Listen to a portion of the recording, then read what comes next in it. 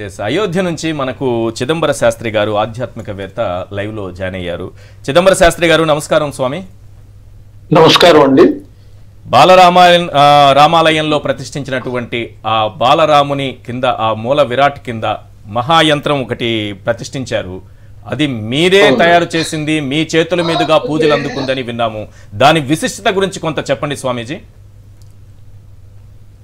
ప్రతిష్ఠా కలాపంలో యంత్రమే చాలా కీలకమైనటువంటిదండి.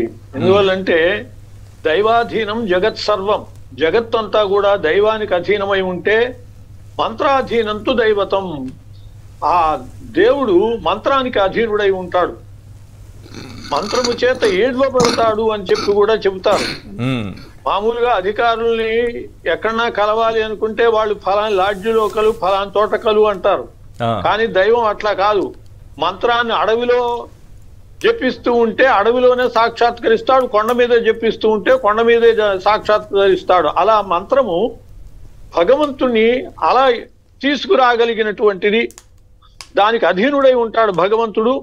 అటువంటి మంత్రము యంత్రమునందు నిక్షిప్తమై ఉంటుంది.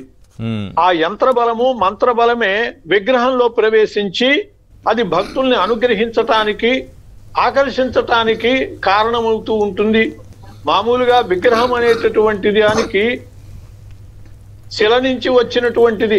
ఆ శిలాస్థితి నుంచి దైవస్థితికి రావటం కోసమని అధివాసాలు చేస్తారు. ఈ ప్రతిష్టా కలాపంలో 7 రోజులు చేశారు అంటే దానికి కారణము 7 రోజుల ద్వారా అధివాసాలు జరిగి, క్షీరాధివాసము, ధాన్యాధివాసము, శయ్యాధివాసము, జలాధివాసము, పుష్పాధివాసము ఇటువంటివన్నీ జరిగి దానిలో ఉన్నటువంటి తాపతాడనాది దోషాలన్నీ పోయి ఒక దైవత్వం ప్రాప్తిస్తే, ప్రాణశక్తి ఏర్పడితే దానికి సరిపడినటువంటి కావలసినటువంటి శక్తి అంతా కూడా ఈ యంత్రము నుండి ఆ విగ్రహంలోకి వస్తూ ఉంటుంది. అందువల్లనే ఆ యంత్రాన్ని తాకుతూ ఉండేటట్లుగానే ప్రతిష్ఠ చేస్తారు విగ్రహాన్ని. అలా కాక యంత్రానికి యంత్రము, విగ్రహానికి విగ్రహంగా ఉంటే ఈ యంత్ర ప్రయోజనం విగ్రహానికి చేకూరదు. అలా అన్ని రకాల శక్తియుక్తులకి హేతుభూతమైనటువంటిది యంత్రము, యంత్రగతమైనటువంటి మంత్రమే. కాబట్టి ప్రధానంగా అంటే ఈ యంత్రంని తయారు చేయటమా, దాన్ని ఒకవేళ నా భాషలో ఏదైనా దోషాలు ఉంటే మీరు క్షమించాలి, దాన్ని తయారు చేయటమా, దాని గురించి ఎలా, అంటే ఎన్ని రోజులు శ్రద్ధ తీసుకోవాలి, దానికోసం ఎటువంటి దీక్షతో దాన్ని తయారు చేయాల్సి ఉంటుంది చెబుతానండి. మనము ఏ దేవతకి సంబంధించినటువంటి ప్రతిష్ఠ చేస్తున్నామో ఆ దేవతకి సంబంధించినటువంటి మూలమంత్రము, బీజాక్షరాలు, అలాగే మంత్ర గాయత్రి, ఆ విగ్రహమునందు ప్రాణ శక్తిని అనుక్షణము ఇచ్చేటటువంటి ప్రాణ ప్రతిష్టాపన మంత్రము, ఇటువంటివన్నీ కూడా ఈ యంత్రమునందు నిక్షిప్తమై ఉంటాయి. మనము గ్రామ్ఫోన్ రికార్డులు చూస్తూ ఉంటాం, దాని మీద మనకు కనపడే గీతలే. అవును. కానీ దాన్ని ఆన్ చేస్తే అద్భుతమైనటువంటి కీర్తనలు వస్తాయి, పాటలు వస్తాయి.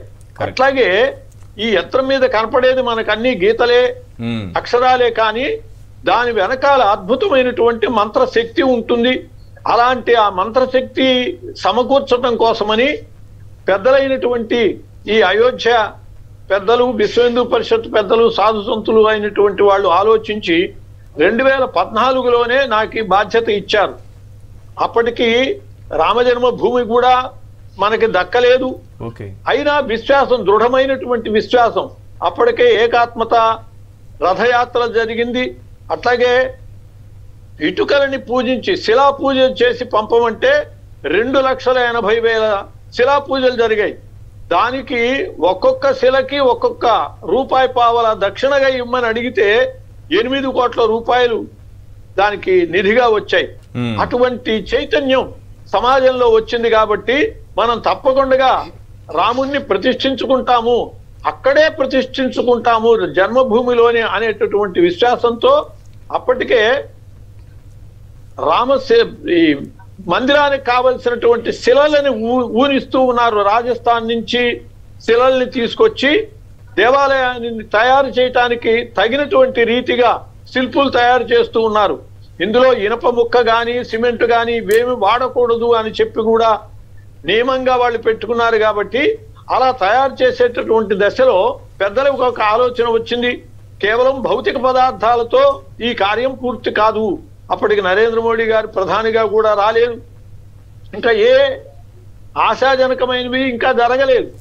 కాబట్టి మంత్రబలంతోనే దీన్ని సాధించగలుగుతాము, తపస్సే దేనివల్లైనా సాధించటానికి కారణము అని చెప్పి ఆలోచన చేసి ఇప్పటి నుంచే యంత్రాన్ని కనుక ఆ మంత్రపూతం చేసేటట్లయితే రామ ప్రతిష్టకి అసాధారణమైనటువంటి ప్రతిష్టకి తగినదవుతుంది అని 2014లోనే నాకు ఆ రామ యంత్రాన్ని సిద్ధం చేసి జపాలు చేయవలసింది అని చెప్పి వారు పెద్దలు కోరారు. ఎందుకంటే నేను 70 నుంచి కూడా రామోపాసనలో హనుమదుపాసనలో ఉన్నాను. హనుమంతుడికి 9 అవతారాలకి 9 ఆలయాలు ఒంగోలులో కట్టించి నేనే యంత్ర ప్రతిష్ట అవంతా కూడా చేసి ఉన్నాను. కాబట్టి ఆ అనుభవాలను పురస్కరించుకుని, అలాగే నేను విశ్వ హిందూ పరిషత్తులో కూడా కార్యకర్తని, హనుమత్ శక్తి జాగరణ సమితి అని చెప్పి దానికి అధ్యక్షుడిగా ఉండేవాడిని. కాబట్టి నాకు ఆ బాధ్యత ఇస్తే, ఎందుకంటే మామూలు వాళ్ళకి ఇస్తే ఏముందని ఇక్కడ ఇప్పటి నుంచే కష్టపడమంటారు అని అనుకుంటారు. ఒక కార్యకర్తగా నేను దీక్షతో చేస్తాననేటటువంటి విశ్వాసంతో నాకు బాధ్యత అప్పచెప్పారు. 9 ఏళ్లలో రామ మంత్రము షడక్షరి మంత్రం అంటారు. అంటే రామ మంత్రానికి, తారక మంత్రానికి 6 అక్షరాలు ఉంటాయి. 6 అక్షరాలకు గాను 6 కోట్ల అనుష్ఠానం ఆ యంత్రమునందు ధారాదత్తం చేయటం జరిగింది. సహజంగా ప్రతిష్టల్లో అప్పటికప్పుడు యంత్రాన్ని సిద్ధం చేసి సంప్రోక్షణ చేసి ఏదో 3000 4000 చేస్తూ ఉంటారు. బాగా చేసేవాళ్ళైతే అక్షర లక్షలు చేస్తారు. కానీ మరి అయోధ్యలో విరాజమానుడయ్యేటటువంటి ఆ మర్యాద పురుషోత్తముడు, ధర్మస్వరూపుడు, మనకి అన్నం పెట్టినటువంటి వాడు, అన్నమో రామచంద్ర అంటున్నామంటే దానికి కారణము రాముడేనండి మనకు అన్నం పెట్టింది. ఈ భూభాగం అంతా కూడా రాక్షసమయమై ఉండేది. ఆయన వచ్చి అహల్యగా పడి ఉన్నటువంటి, అంటే దున్నబడకండగా వదిలిపెట్టబడినటువంటి రాక్షస భయంతో మనుషులు ఉండేవాళ్ళు కాదు. అటువంటి స్థితిలో ఆయన వచ్చి రాక్షసుల్ని సంహరించి మనం పంటలు పండించుకుని అన్నం తినేటటువంటి యోగం కలిగించాడు. కాబట్టి మనం అన్నమో రామచంద్ర అంటాం, మనకు అన్నం పెట్టిన వాడు ఆయన కాబట్టి. అంతేగాని అన్నమో వెంకటేశ్వర స్వామి అనో ఇంకో దేవత పేరో చెప్పం. ఎందుకు వచ్చింది అన్నమో రామచంద్ర అని? తెలుగులో అద్భుతమైన నానుడి వచ్చింది. పద్మపురాణంలో వ్యాసుల వారు చెబుతారు, ఏ రామన్ నభజిష్యంతి తే నరా జఠరము స్వకం బిభర్తుం శక్తిమంచేతే. ఎవరైతే రాముణ్ణి స్మరించరో వాళ్ళకి అన్నం తినే అర్హత లేదు అన్నారు. ఎందువల్లంటే మనకు అన్నం పెట్టింది ఆయన, అన్నశక్తి అయింది.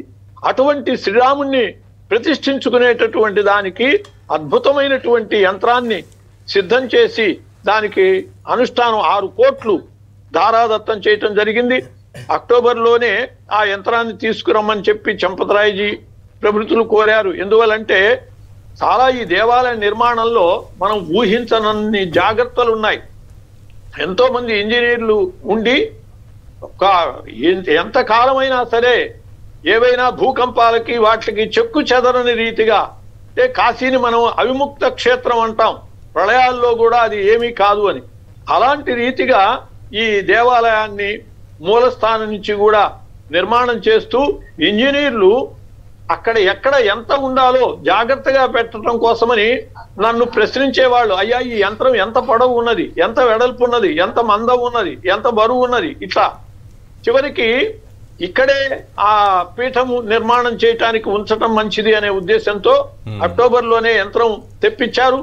ఆ యంత్రానికి మరి నేను నిత్యము పూజలు చేసేవాడిని, చెయ్యాలి అలా. ఎందువల్లంటే దేవాలయంతో సమానమే అది. సంప్రోక్షణ చేసి మంత్రాన్ని ధారపోసాం కాబట్టి అలా ఎలా నేను చేసేవాడినో అలా ఇక్కడ వేద పండితులకి దాన్నంతా కూడా వ్రాసివ్వమంటే వ్రాసిచ్చాను.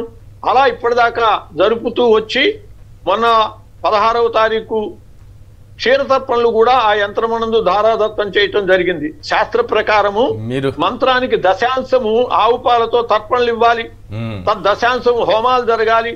అటువంటి పవిత్రమైనటువంటి ఆ శ్రీరామ జన్మభూమిలో వెలిసే శ్రీరామచంద్రునకు పరిపూర్ణమైనటువంటి శక్తియుక్తులు సమకూర్చే రీతిగా యంత్రాన్ని సిద్ధం చేసి అందజేయటం జరిగింది. రామానంద సంప్రదాయం వాళ్ళు ప్రతిష్ఠ చేస్తున్నారు, కలాపం అంతా కూడా నిర్వహించేటటువంటి వాళ్ళు.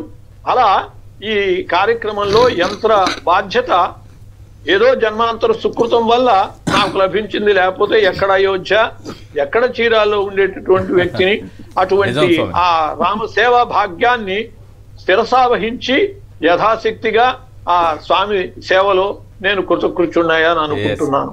బాలరామాలయంలో ఆ రాముని కింద ప్రతిష్ఠించినటువంటి మహాయంత్రాన్ని మీ చేతుల మీదుగా మీరు ఇవ్వడము, మీరు ధన్యజీవులైతే మీ నోటి నుంచి అది ప్రత్యక్షంగా మేము వినడం అనేది మేము కూడా ధన్యజీవులమే అవుతాము.